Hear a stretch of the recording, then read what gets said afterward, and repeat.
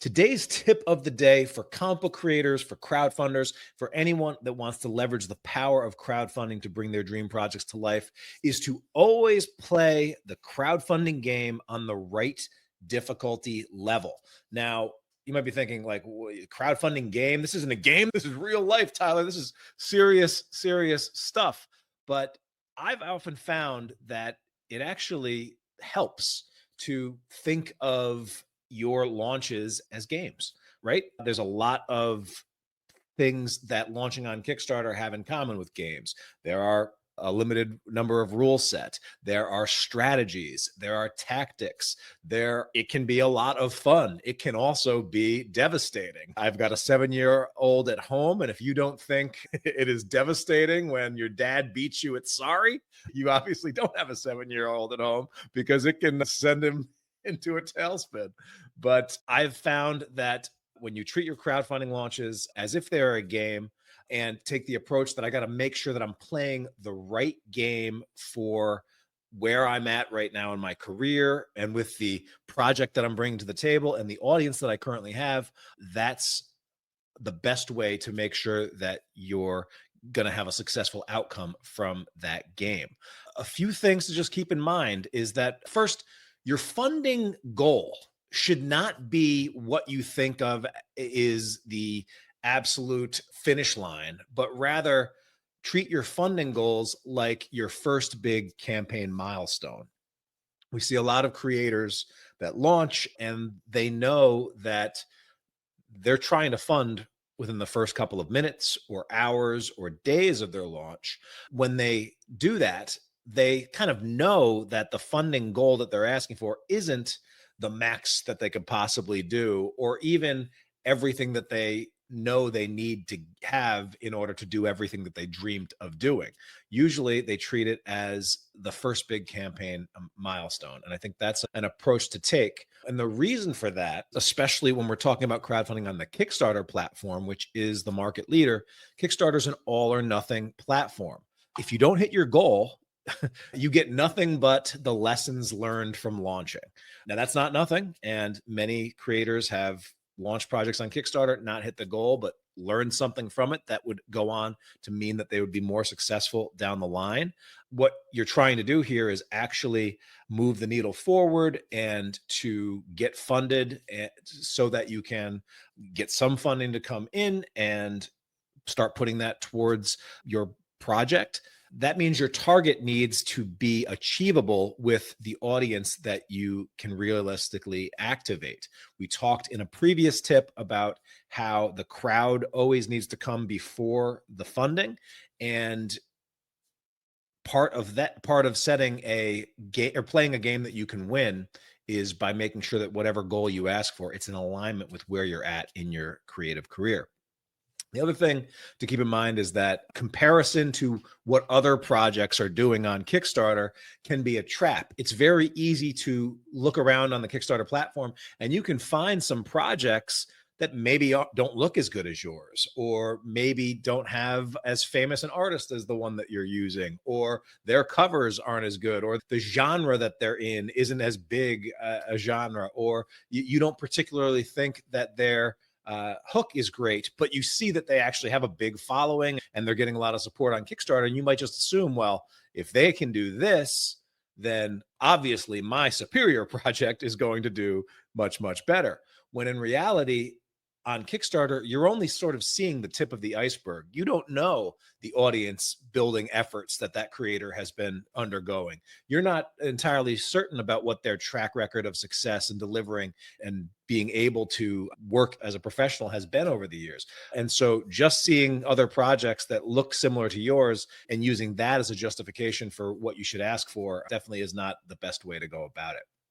Also, the important thing that I've found that helps whenever I'm trying to work with a creator on setting a realistic goal for their launches is to know their own metrics, so the audience that they're bringing out, but then also knowing Kickstarter's metrics. When I say play the game on the right difficulty level setting, there's different difficulty level settings that you can imagine. I call out the easy mode on Kickstarter, which is about 11% of projects in the comics category. They end up raising less than $1,000. That's sort of the definition of playing on easy mode. An example of a project that just launched that's kind of playing on easy mode right now is Jack Holder. Jack is actually a veteran creator. He's got 19 launches under his belt. This is the first time he's doing a dedicated launch just for a enamel pin set of related to his IP, Legends of the Realms. And so, not knowing exactly what this kind of launch would do for him, he's playing this, decided to play the game on easy mode, $250 goal. And as a result, he said, hey, this is the fastest I've funded a campaign since 2017. I think he was funded in a few minutes just after going live. All right. But when you're playing on easy mode, like that might make the right, that might be the right call for you. One, if you've never done this before, or two, if you have some success on the platform, but you're trying something completely new. In the comics category, most of the projects, over 60% of the projects, fall in the range between $1,000 and $9,999. So it's important to know that this is like the sweet spot for comics on Kickstarter, and the vast majority of the creators are going to play in that range. Know that playing the Kickstarter game on hard mode is going for a 5-figure campaign. Less than 26% of all comic projects that launch ever raise 5 figures or more. And so if you set your goal at above $10,000, know that, hey, I'm playing this on hard mode. I'm basically saying my project is going to be a top 25% project. An example of one such project that is live now, and we'll talk to him in just a bit, is Kevin Joseph's latest launch for Tart Volume 4.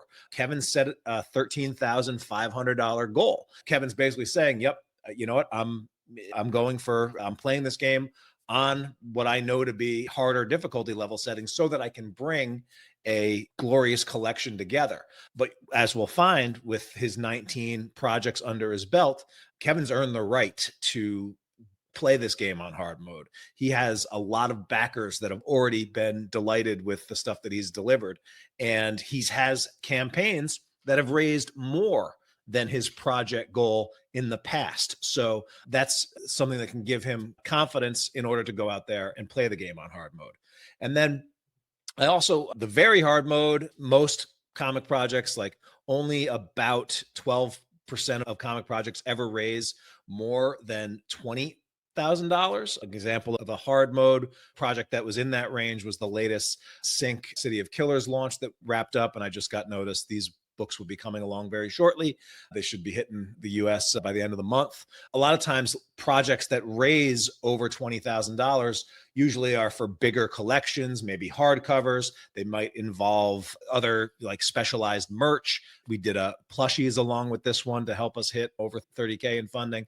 It's important for us to recognize that only 1.8% of comic projects ever raise over 6 figures. So if you were someone that was going to go out there and say, you know what, I'm going to raise $100,000, that's your goal or that's what you're thinking of, know that these are usually established IPs and will likely require the support of many hundreds, if not thousands of backers. An example of a project like this is actually now the all-time most funded comic book project ever, which just wrapped for a big Transformers compendium set. And notice, $4.6 million, amazing, awesome. But also note that this was done by Skybound, one of the biggest publishers going in comics right now. It's on an IP that is one of the most known and recognizable IPs ever. And it's a massive project, 4 huge volumes sets. So big expenses associated with this one as well.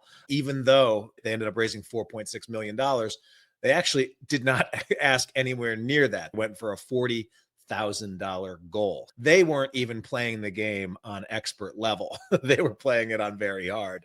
That did not stop them from hitting an expert level launch, though. In short, the goal here is to make sure that you play the game on the right level. The Comics Launch Comic Book Crowdfunding Planner has a couple of tools inside to make sure that you do that. There is this sort of reference guide that helps you level set to make sure that you are choosing the right difficulty level for where you're at. And there's some metrics related to what crowdfunding projects have done historically to help keep you guided there. And then there's also some budgeting tools in there that'll help you play the game on the right level. If you do happen to hit your goal, or if you're struggling to hit your goal, we have some of the things that we like to teach inside of Comics Launch Pro: the milestone bonus strategy, the stretch goal strategy, with some tips along for each of those to help you plan out ways to break down the road to funded. Or if you do happen to hit your goal and you want to keep the funding going, stretch goal strategy is one of the best ways to do that. So there you have it. In summary, playing the crowdfunding game on the right difficulty level setting gives you the best shot at getting funded, building your skill set, and leveling up in the future. So make sure that you're taking a gamer approach to your crowdfunding launches. Prepare to launch in 3, 2, 1.